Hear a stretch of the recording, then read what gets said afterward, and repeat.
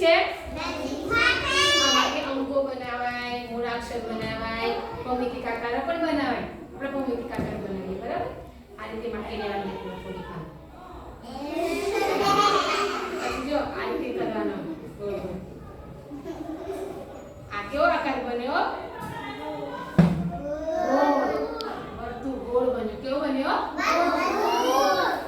હવે કેવો બનાવીશું? બરાબર? આ રીતે બનાવવાનું શીખવાનું. આ માટી હોય ને એ ચોટે નહીં આપણા હાથમાં. આપણા હાથ બગડે નહીં. બરાબર?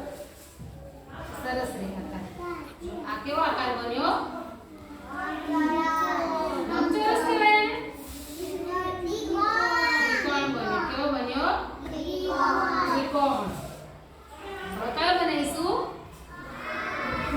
ચોરસ બનાવીએ ને? કેવો બનાવીએ? આ કેવો બન્યો? હવે કેવો બનાવીએ? લંબચોરસ. કેવો બનાવીએ? હા, લંબચોરસ. કેવો બનાવીએ? દિવ્યા? આ કેવો બન્યો?